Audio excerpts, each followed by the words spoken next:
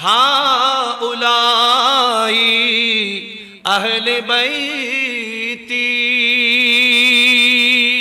আয় আল্লাহ এরা আর কেউ নন, আমি রাসূলের অনেক বিবি আছে, আমি রাসূলের পরিবারে অনেক মানুষ আছে, কিন্তু এরা হলেন আমি আল্লাহর নবীর আহলে বাইত। উচ্চ আওয়াজে বলেন সুবহানাল্লাহ। আল্লাহর প্যারা মাহবুবে আহলে বাইতকে নিয়ে বসলেন, আসমানের দিকে হাত তুলে দিলেন আল্লাহ, এরা হলেন আমি আল্লাহর প্যারা মাহবুবের, আপনি খুদার মাহবুবের আহলে বাইত পাকে পঞ্জতন। অনেকে বলে যে আওলাদ রাসূল কোত্থেকে আসলো, ওখানে আল্লাহর প্যারা মাহবুবের তো কোনো ছেলে দুনিয়াতে আল্লাহ রাখে নাই, বলেন না কোনো ছেলে ছিলেন না। শেষ পর্যন্ত কে ছিলেন? মা ফাতেমাতুজ জাহরা রাদিয়াল্লাহু আনহার নসল দিয়ে ইমামে হাসান, ইমামে হোসেন, এভাবে ইমামে জৈনুল আবিদিন আলী ইবনে হুসাইনের পক্ষ থেকে আমাদের জন্য আওলাদ রাসূল আল্লাহ উপহার দিয়েছেন। যারা বলে আল্লাহর নবীর কোন তো ছেলে ছিল না, তাহলে আওলাদ রাসূল কোত্থেকে আসলো? এই আয়াতের এই শব্দগুলা আমাদের জন্য দলিল যে এনারা হলেন আওলাদ রাসূল। কেমনে? আল্লাহ বললেন আবনা আনা, আরবি ভাষায় ইবনুন মানি ছেলে, আর আরবি ভাষায় নাতিদেরকে বলা হয় হাফিদুন। নাতিদেরকে কি বলে? হাফিদুন। কিন্তু আল্লাহ বলেছেন আবনা আনা, আমি রাসূলের ছেলেদেরকে নিয়ে বসেছি। যারা বলে নবীর ছেলে তো নাই, আওলাদ কোত্থেকে আসলো, এইটাই তাদের জন্য দলিল।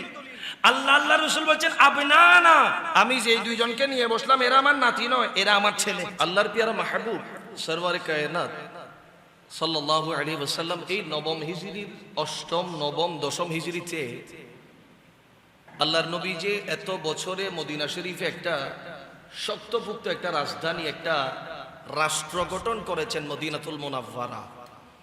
এটার পক্ষ থেকে দ্বীনি দাওয়াত দেওয়ার জন্য আপনার বিভিন্ন প্রদেশগুলাতে আল্লাহর নবী দাওয়াতি চিঠি পাঠালেন বড় বড় যারা রাষ্ট্রপ্রধান আছেন এনাদের কাছে, দাওয়াত ইলাল্লাহ, আল্লাহর দিকে দাওয়াত দেওয়ার জন্য, যে আপনি এবং আপনার রাজ্যের মানুষ সবাই মিলে আল্লাহর উপরে এবং আল্লাহর প্যারা মাহবুবের উপরে কি আনেন? ঈমান আনেন। এভাবে দাওয়াত দিচ্ছেন। এখন দাওয়াত দেওয়ার ক্ষেত্রে মদিনা শরীফ থেকে প্রায় 1000 কিলোমিটার দক্ষিণে, মদিনা শরীফ থেকে 1000 কিলোমিটার দক্ষিণ একটা জায়গা, এই জায়গার নাম হলো নাজরান। কি বলেন তো? নাজরান। এই নাজরানের মধ্যে এরা সবাই হলো খ্রিস্টান। কি? খ্রিস্টান। এই খ্রিস্টান প্রদেশ নাজরান, এটার মধ্যে আমার নবী দাওয়াতি চিঠি পাঠালেন যে আপনারা আল্লাহ এবং আমি রাসূলুল্লাহর উপরে কি আনেন? ঈমান আনেন। এখন এই নাজরানের বাদশা যিনি, উনি ওখান থেকে প্রায় 60 জন বড় বড় খ্রিস্টান আলেমদেরকে, কয়জন? 60 জন বড় বড় খ্রিস্টান আলেমদেরকে ওনাদের পরিবার পরিজন সহ একটা বিশাল টিম গঠন করে মদিনা শরীফে পাঠালেন যে তোমরা একটু গিয়ে যাচাই করে আসো যিনি আমাকে দাওয়াত পাঠিয়েছেন কালেমার দাওয়াত, তিনি আসলেই নবী কিনা। এখন এই 60 জন মিলে ওখানে আমার নবীর দরবাজায় যখন পৌঁছালেন তখন আসরের সময়, তখন আল্লাহর প্যারা মাহবুব আসরের নামাজ পড়ছিলেন। তখন আসরের নামাজের আদায় করার পরে খ্রিস্টানেরা এরাও এদের ধর্ম মোতাবেক এরাও এদের ইবাদত করতে লাগলো। এই খ্রিস্টানদের একটা বিশ্বাস হলো ট্রিনিটি বা ট্রাইনিটি অথবা তৃত্ববাদ। মুসলমানদের সাথে খ্রিস্টানদের মূল আকীদার ঈমানের পার্থক্য হলো 3 জায়গায়, আরো আছে, মূল পার্থক্য হলো 3 জায়গায়। এক জায়গায় তারা বলে যে ঈসা রূহুল্লাহ, ইনি হলেন ইবনুল্লাহ। একটু আওয়াজে বলেন নাউজুবিল্লাহ। ঈসা আলাইহিস সালাম আল্লাহর ছেলে, একটু বড় করে বলেন না, এটা একটা বিশ্বাস। 2 নাম্বার হলো ঈসা আলাইহিস সালামের বাবা হলেন আল্লাহ, মাআযাল্লাহ। কয়টা গেল? 2টা। 3 নাম্বার হলো হযরতি মারিয়াম আলাইহাস সালাম, উনি নাউজুবিল্লাহ আল্লাহর জাওজা, আল্লাহর বিবি। তাহলে এই 3টা হলো তাদের বিশ্বাস। আরো আছে যে হলি স্পিরিট, অর্থাৎ আল্লাহর অস্তিত্ব আছে, আল্লাহর আকার আছে, এরকম একটা তাদের কি আছে? বিশ্বাস আছে। তখন এরা আসলো, বিশেষ করে আবুল মাসিহ, আবু আল হারেস, সৈয়দ ইবনে আল হারেস, এরকম তাদের জামানার বড় বড় একেবারে বাগা বাগা তিনজন প্রধান খ্রিস্টানদের আলেমও এই গ্রুপের মধ্যে ছিল। তারা নামাজের পরে আল্লাহর প্যারা মাহবুবের সাথে তর্কে লিপ্ত হলেন, বিতর্কে লিপ্ত হলেন যে আপনি যে দাবি করলেন আল্লাহর রসুল, এটার ব্যাপারে সপক্ষে আপনার কোনো যুক্তি আছে? অনেকক্ষণ আল্লাহর প্যারা মাহবুবের সাথে এই খ্রিস্টানদের কি হলো, তর্ক বিতর্ক হলো। এখন তর্ক বিতর্কের আপনার দীর্ঘ অনেক লম্বা তর্ক বিতর্ক যখন শেষ, মোটামুটি আল্লাহ রসুল তাদেরকে একেবারে পরাস্ত করে ফেললেন। তারা মানতে বাধ্য, হ্যাঁ ইনি হলেন দো জাহানের বাদশা আখিরুজ্জামান নবী। এখন শেষ পর্যায়ে এসে এরাও কম না, কিন্তু এরা বড় আলেম তো খ্রিস্টানদের, এরা একটা শক্ত যুক্তি দিল, বলে আচ্ছা হুজুর আপনি এই একটা প্রশ্নের জবাব দিলে আমরা মেনে নেব যে আপনি হক নবী, আপনার উপরে আমরা কি আনবো, ঈমান আনবো। শেষ। তো কি প্রশ্ন? বলে ঈসা আলাইহিস সালামের যদি বাবা আল্লাহ না হয়ে থাকে তাহলে ঈসা আলাইহিস সালামের বাবা কে? নাউজুবিল্লাহ বলবেন না? ঈসা আলাইহিস সালামের বাবা কে? এখন আল্লাহর প্যারা মাহবুব সরওয়ারে কায়নাত দো জাহানের বাদশা নবী কালী কামলি ওয়ালা নবী বললেন ইতারারে এতিকিন বুঝানোর ফরত ইতারা ন বুঝে। তো আল্লাহর প্যারা মাহবুব বললেন ঠিক আছে, আমি একটু সবর করি, দেখি আমার আল্লাহ আমার জন্য কি এলান পাঠান, কি আল্লাহর পক্ষ থেকে জবাব আসে। আমি ততক্ষণ পর্যন্ত তোমাদের সাথে আমার এই তর্ক বিতর্ক মুলতবি রাখলাম। আল্লাহ পাক সুবহানাহু ওয়া তাআলা এই আয়াতটা নাজিল করলেন, যে আয়াতকে বলা হয় আয়াতি মুবাহালা। আল্লাহ বলছেন বিসমিল্লাহির রহমানির রহিম, ফামান হাজ্জাকা ফীহি মিন বাদি মা জাআকা মিনাল ইলম। একটু মুহাব্বতের আওয়াজে বলেন। আল্লাহ বলছেন ফামান হাজ্জাকা ফীহি মিন বাদি, ইয়া রাসূলুল্লাহ ইয়া হাবিবাল্লাহ, তাদের কাছে এতগুলা যুক্তি তর্ক পেশ করার পরেও যে মা জাআকা মিনাল ইলম, এরা আপনার নবুয়তের ইলমকে যারা অস্বীকার করতেছে, আপনার পক্ষ থেকে এতগুলা তর্ক বিতর্ক তারা পাওয়ার পরেও, যুক্তি খণ্ডন করার পরেও, এতগুলা জবাব পাওয়ার পরেও যারা বুঝে ফেলেছেন হ্যাঁ ইনি সত্য নবী, তারপরেও যারা আপনি রসুলকে মানতে বাধ্য হচ্ছেন। তো আমার রসুল বললেন ফাকুল, আমার আল্লাহ বললেন ইয়া রাসূলুল্লাহ ইয়া হাবিবাল্লাহ, আপনি বলে দেন। কে বলতেছেন? একটু আওয়াজে বলেন না। আল্লাহ বলছেন ফাকুল ইয়া রাসূলুল্লাহ, এইবার আপনি তাদেরকে বলেন কি?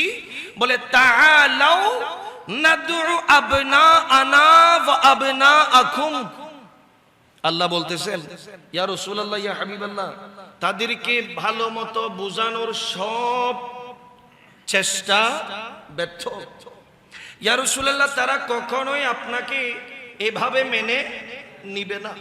তো ইয়া রাসূলুল্লাহ আপনি কি করবেন? ফাকুল, আপনি বলে দেন তাদেরকে যে তাআলাও, তোমরা আসো। আসার সময় নাদউ আবনাআনা ওয়া আবনাআকুম, একা একা আসবে না, তোমরা তোমাদের সন্তানদেরকেও নিয়ে আসবে, আমি রসুলের সন্তানদেরকে নিয়ে আসব। অর্থাৎ তোমরা আসবে, তোমাদের সন্তানদেরকে নিয়ে আসবে, আমিও আমার সন্তানদেরকে নিয়ে আসব। আল্লাহর নবী আল্লাহ বলেন ইয়া রাসূলুল্লাহ ওয়া নিসাআনা ওয়া নিসাআকুম, আপনি বলে দেন তাদেরকে তারা যেন আসার সময় তাদের বিবিদের, তাদের মহিলাদের, তাদের মেয়েদেরকেও সাথে নিয়ে আসে। ওয়া নিসাআকুম, এবং আল্লাহর হাবিব আপনি বলে দেন যে তোমরাও তোমাদের বিবিদেরকে নিয়ে আসো, তোমাদের মহিলাদেরকে নিয়ে আসো। আল্লাহ সুবহানাহু ওয়া তাআলা আয়াতে কারিমা নাযিল করছেন যে আনফুসানা ওয়া আনফুসাকুম, আপনি বলে দেন আমি রাসূল নিজেও আসব, তোমাদের পক্ষ থেকে বড় আলেমদেরকে নিয়ে আসো, ছেলেকেও আনবা, মেয়েকেও আনবা, তোমরা নিজেরাও আসবা। তারপরে বলে সুম্মা নাবতাহি, এরপরে আমরা একটা অনুষ্ঠান করব, যে অনুষ্ঠানের নাম হলো অভিসম্পাতের অনুষ্ঠান, অভিশাপ দেওয়ার অনুষ্ঠান। এটা কেমন? বলে আমরা সবাই এক জায়গায় বসবো, এখানে আমার পরিবারের পক্ষ থেকে আমি রসুলও থাকবো, আমি রসুলের আহলে বাইতে রসুলও থাকবে, তোমাদের পরিবারের মানুষেরাও থাকবে, আমরা একজন আরেকজনকে খোলা আসমানের নিচে বসে একজন আরেকজনকে অভিশাপ দেব, বড় করে বলেন সুবহানাল্লাহ। আচ্ছা, সুম্মা নাবতাহিল, আল্লাহ এভাবে বললেন। এখন আল্লাহর পেয়ারা মাহবুব যখন এই আয়াতে কারিমা পেয়ে গেলেন, এতক্ষণ তো অনেক তর্ক বিতর্ক হলো, এরা মানতে রাজি না। তখন আল্লাহর হাবিব বলছেন, আচ্ছা ঠিক আছে, আগামীকাল সকালে, এখন যেটা মদিনা শরীফের একটু সামান্য ওই আঙ্গিনার একটু দূরে জবলে মুবাহালা বলে এই পাহাড়টার উপত্যকায় নিচে একটা জায়গা, খোলা আসমানের নিচে, আগামীকালকে তোমরাও আসবে, আমিও আসব, তোমাদের লোকদেরকেও নিয়ে আসবে, আমি রাসূলুল্লাহর আহলে বাইতকেও নিয়ে আসব। আমরা একজন আরেকজনের উপরে কি দেব? অভিশাপ দেব। যারা হক হবে তারা বেঁচে যাবে, আর যারা নাহক হবে আল্লাহ তাদেরকে নাস্তানাবুদ করে দেবে। একটু মহব্বতের আওয়াজে বলি। এখন পেয়ারা হাদিন লম্বা বাকিয়া একেবারে সংক্ষেপ। আল্লাহর পেয়ারা মাহবুব ওই দিন ফজরের বেলা যখন সূর্য উদিত হলো, খোলা আসমানের নিচে ওই পাহাড়ের উপত্যকায় হাঁটু গেড়ে বসলেন। কি হাঁটু গেড়ে বসলেন। বসার পরে একটা চাদর নিলেন, বলেন না, একটা চাদর নিলেন। চাদর নেবার পরে আল্লাহর পেয়ারা মাহবুব ডাকতে লাগলেন, আইনা আলী, আই আলী তুমি কোথায়? সুবহানাল্লাহ বলে। আইনা ফাতিমা, ফাতিমা তুমি কোথায়? এভাবে আল্লাহর নবী ডাকতেছেন। প্রথমে আসলেন হযরত মাওলা আলী শেরে খুদা, আল্লাহর পেয়ারা মাহবুব চাদরটা উপরে দিলেন, সামনে মাওলা আলী শেরে খুদাকে মুখোমুখি বসালেন। তারপরে পেছনে, এখানে অনেক লম্বা তাফসীর আছে, নিসা আনা এই শব্দের তাফসীর করছেন অনেক লম্বা করে। এখানে নিসা আনা বলে আল্লাহর পেয়ারা মাহবুবের পরিবারের মধ্যে অনেক মহিলা আছেন, কিন্তু আল্লাহর মাহবুব একজন মহিলাকে চয়েস করলেন এই চাদরের নিচে নেবার জন্য। তিনি আর কেউ নয়, আমরা যারা আজকে শুহাদায়ে কারবালা স্মরণ করছি, হাসনাইনে কারিমাইনের আম্মা জান মা ফাতেমাতুজ জাহরা। চাদরের পিছনে নিলেন, রাসূল পাকের সামনে নিলেন কাকে?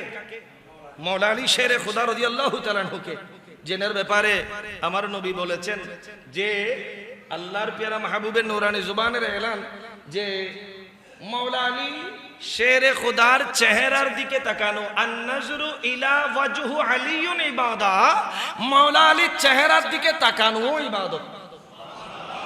আর-যিকরু আলিয়ুন ইবাদা, আলীর জিকির করা ইবাদত। ওই মাওলা আলীকে সামনে নিলেন। এরপরে ওয়া আবনানা, আল্লাহর পেয়ারা মাহবুব হাসনাইনে কারিমাইনকে ডাকলেন, আই হাসান, আই হুসাইন, আসো, আমি রাসূলের চাদরের নিচে চলে আসো। লম্বা ওয়াকিয়া। এই চারজনকে আমার রাসূল নিলেন, মাঝখানে আমার নবী বসলেন। টোটাল কয়জন হলো? এই হলেন পাক পাঞ্জাতন, এই পাঁচজন হলেন পাক পাঞ্জাতন। তো যাই হোক, এনাদেরকে নিয়ে আল্লাহর পেয়ারা মাহবুব হাঁটু গেড়ে বসলেন, চাদরের ভেতরে সবাইকে নিয়ে আসমানের দিকে হাত তুলে দিলেন আর দোয়া করতে লাগলেন, আল্লাহুম্মা হাউলাই আহলে বাইতি, আয় আল্লাহ এরা আর কেউ নন, আমি রাসূলের অনেক বিবি আছে, আমি রাসূলের পরিবারে অনেক মানুষ আছে, কিন্তু এরা হলেন আমি আল্লাহর নবীর আহলে বাইত। উচ্চ আওয়াজে বলেন সুবহানাল্লাহ। আল্লাহর পেয়ারা মাহবুবে আহলে বাইতকে নিয়ে বসলেন, আসমানের দিকে হাত তুলে দিলেন, আল্লাহ এরা হলেন আমি আল্লাহর পেয়ারা মাহবুবের, আপনি খুদার মাহবুবের আহলে বাইত পাক পাঞ্জাতন। অনেক লম্বা ওয়াকিয়া। এখন মুখতসর এক কথায় বলি, অনেকে বলে যে আওলাদ রাসূল কোত্থেকে আসলো, ওখানে আল্লাহর পেয়ারা মাহবুবের তো কোনো ছেলে দুনিয়াতে আল্লাহ রাখে নাই, বলেন না, কোনো ছেলে ছিলেন না। শেষ পর্যন্ত কে ছিলেন? মা ফাতেমাতুজ জাহরা রাদিয়াল্লাহু আনহার নসল দিয়ে ইমামে হাসান, ইমামে হোসেন, এভাবে ইমামে জৈনুল আবিদিন আলী ইবনে হুসাইনের পক্ষ থেকে আমাদের জন্য আওলাদ রাসূল আল্লাহ উপহার দিয়েছেন।